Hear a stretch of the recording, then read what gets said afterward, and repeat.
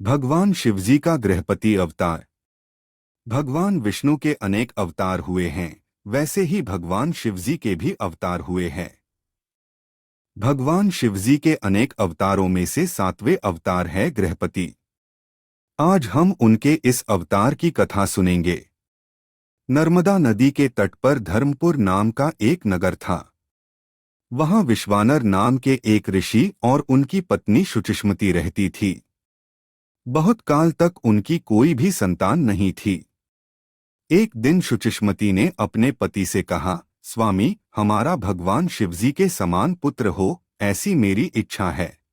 पत्नी की इच्छा पूर्ण करने के लिए ऋषि विश्वानर काशी गए। वहां पर उन्होंने घोर तप के द्वारा भगवान शिवजी के वीरेश लिंग की आराधना की। एक दिन ऋषि को वीरेश लिंग के मध्य एक बालक दिखाई दिया। उन्होंने बालरूप धारण किए हुए शिवजी की पूजा की। ऋषि विश्वानर द्वारा की गई भावपूर्ण पूजा से शिवजी प्रसन्न हो गए।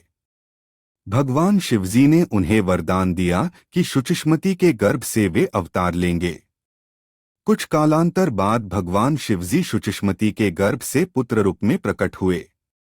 पितामह ब्रह्मा जी ने उस बालक का नाम गृहपति रखा। गृहपति की आयु बढ़ने लगी। एक बार देवर्षि नारद गृहपति के दर्शन करने आ गए। उन्होंने गृहपति को देखा और ऋषि विश्वानर से कहा, मुनिवर, यह बालक सर्वगुण संपन्न है, किंतु 12 वर्ष की आयु में इसे बिजली अथवा अग्नि द्वारा भय उत्पन्न होगा। यह सुनकर ऋषि विश्वानर दुखी हो गए। ऋषि विश्वानर और शुचिष्मति को गृहपति की चिंता होने लगी। अपने माता पिता को चिंतित देखकर बालक गृहपति ने उन्हें समझाया, मां पिताजी, आप दुखी न हो। मैं भगवान मृत्युंजय की आराधना करके महाकाल को प्रसन्न करूंगा, इसलिए आप लोग निश्चिंत रहे। इसके बाद गृहपति काशी गए और भगवान विश्वनाथ का दर्शन किया। उन्होंने शुभ मुहूर्त पर शिवलिंग की स्थापना की और शिवजी की आराधना करने लगे। कुछ दिनों के बाद देवराज इंद्र प्रकट हुए। उन्होंने कहा, गृहपति, मैं आपकी आराधना से प्रसन्न हुआ हूं। कोई वरदान मांगे। परंतु गृहपति ने उनसे कहा, मैं आपसे वरदान की कामना नहीं करूंगा, क्योंकि मेरे वरदायक केवल भगवान शिव ही है। यह सुनकर देवराज इंद्र अत्यंत क्रोधित होकर गृहपति पर प्रहार करने आगे बढ़े। उसी समय भगवान शिवजी प्रकट हो गए। शिवजी ने बताया, गृहपति, देवराज इंद्रदेव के माध्यम से मैं ही तुम्हारी परीक्षा ले रहा था। तुम उस परीक्षा में सफल हो गए हो।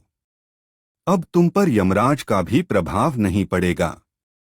तुमने जिस शिवलिंग की स्थापना की है वह अग्निश्वर नाम से प्रसिद्ध होगा।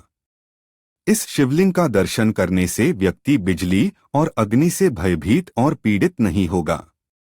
हमारे शरीर में जो जठराग्नि है वह ही भगवान शंकर का गृहपति अवतार है। भूख लगने पर हम जो अन्न ग्रहण करते हैं उसी से हमारे शरीर का पोषण होता है और प्राण को संतुष्टि प्राप्त होती है। गृहपति की इस कथा से हमें संदेश मिलता है कि जठराग्नि को शांत करने के लिए जो भी कार्य करें वह धर्म के अनुसार हो। अर्थात भोजन मिलने हेतु के लिए हम जो धन कमाते हैं वह प्रामाणिकता से कमाया हुआ धन ही हो। हम जो भी कार्य करें वह भगवान को प्रसन्न करने के लिए करना है। अर्थात भोजन प्राप्ति के लिए हम कोई कार्य कर रहे हैं तो उसका माध्यम पवित्र तथा धर्मानुसार होना चाहिए और इस कार्य में किसी का अहित नहीं होना चाहिए। तभी हमारा कार्य सफल होगा।